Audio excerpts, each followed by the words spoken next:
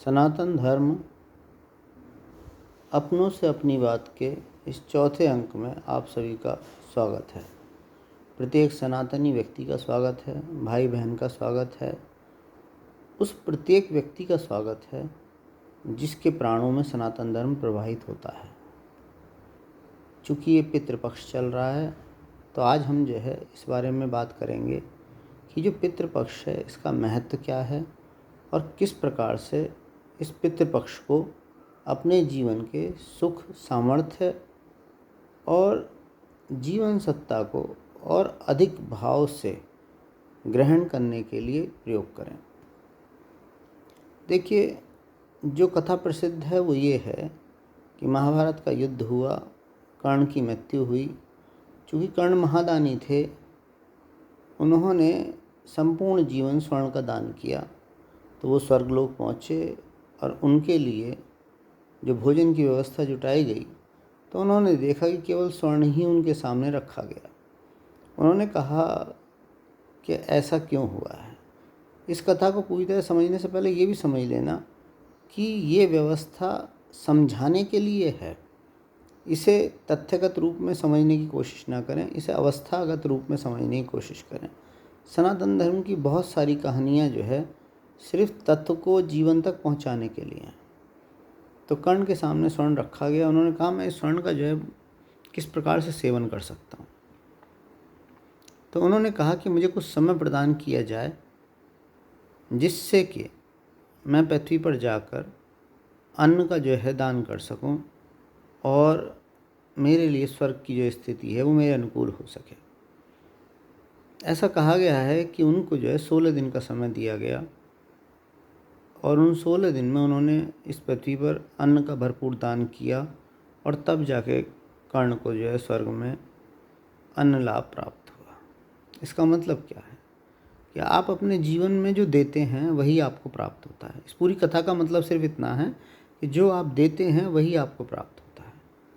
कथा सच है कि नहीं, पर कथा का जो मूल है, भावना है, वो बिल्कुल सच है। जो दोगे वही आपको प्राप्त होगा। तो ये 16 दिन हमारे पितरों को जो हम देते हैं, पितर अर्थात हमारे वो पूर्वज जो हमारी वंश परंपरा में हमसे पहले हो चुके हैं। तो सबसे श्रेष्ठ देन क्या है?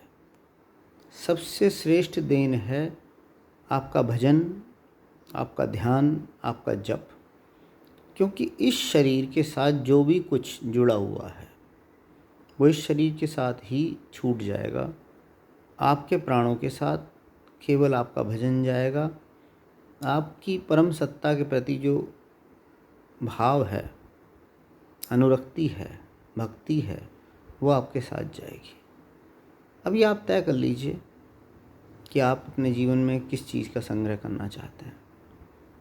तो इस भावना से कि हमारे पितृ वो कहीं भी उपस्थित हैं, हम ये मानते हैं, क्योंकि सनातन धर्म जो है पुनर्जन्म को आधारभूत सिद्धांत के रूप में मानकर चलता है, जानकर चलता है कि जो आज मैं दे रहा हूँ वो मेरे किसी पितृ को, पूर्वज को, जिस भी योनि में वो हैं, चाहे वो मनुष्य शरीर में है या किसी और रूप में है, उन्हें मानसिक रूप से प्राप्त होता है।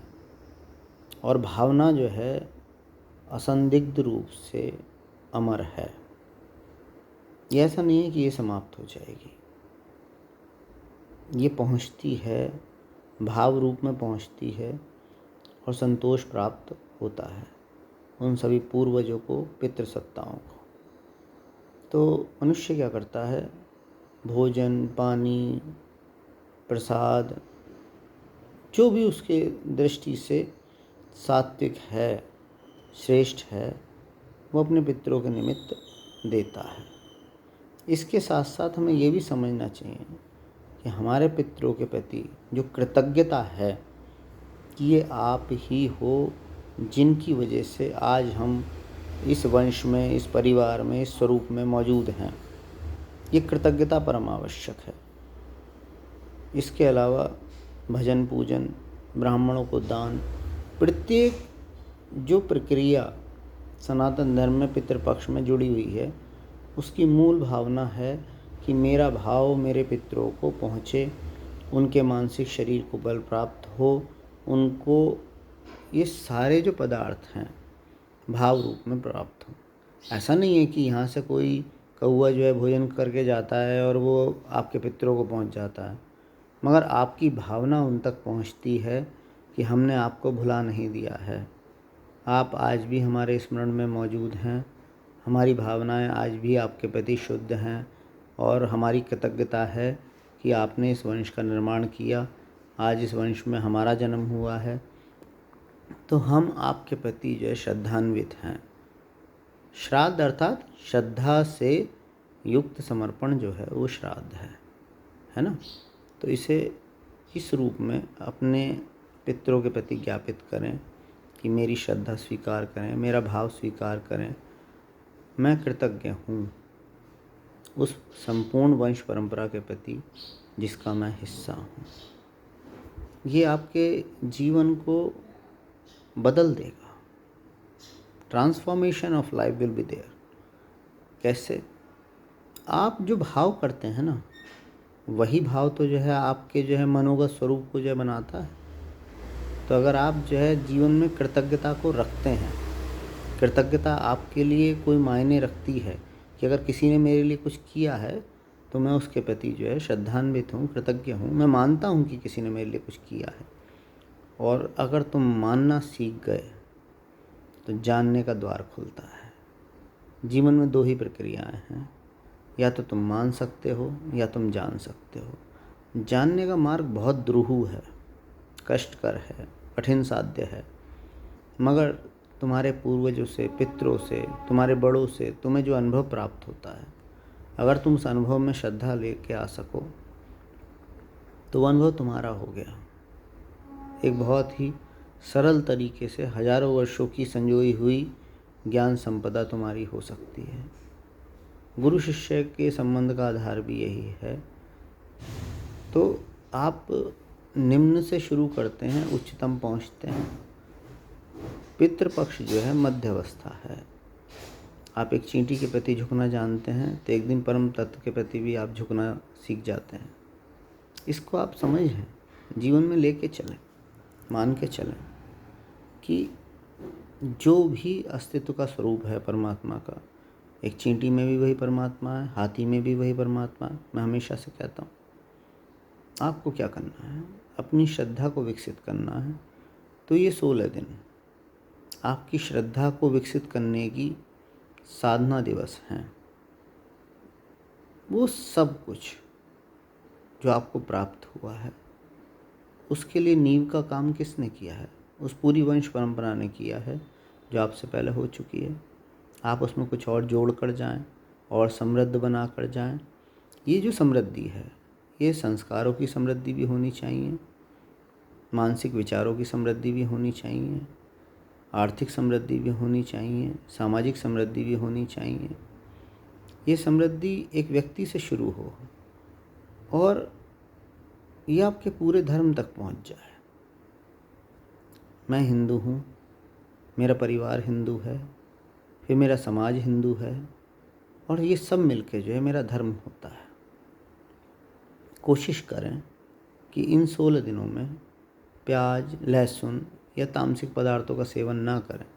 हो सकता है आपके घर में इन पदार्थों का सेवन सहज रूप से जो है वर्षभर होता रहे, पर थोड़ा समय निषिद्ध कीजिए।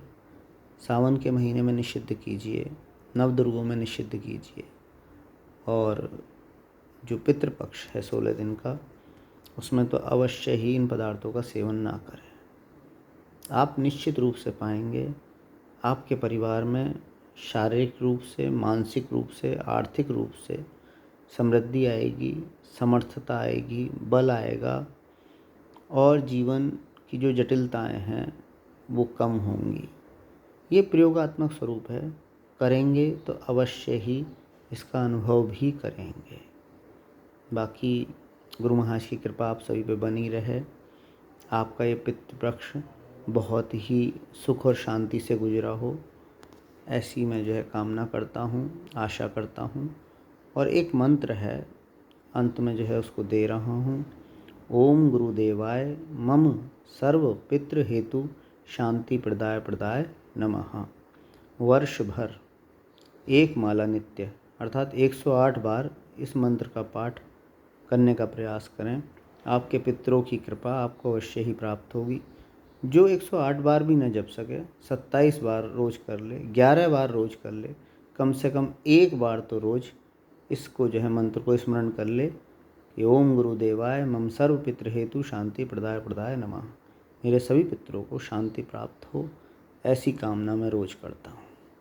आप सभी का कल्याण हो। गुरुदेव भगवान आप सभी पर कृपा दृष्टि बनाए रखें। सनातन धर्म की जय हो, सनातन धर्म बलवान हो। इसी कामना के साथ इस अंक को यहाँ पे विराम दे रहा हूँ। पुनः आपसे मिलने का प्रयास करता रहूँगा।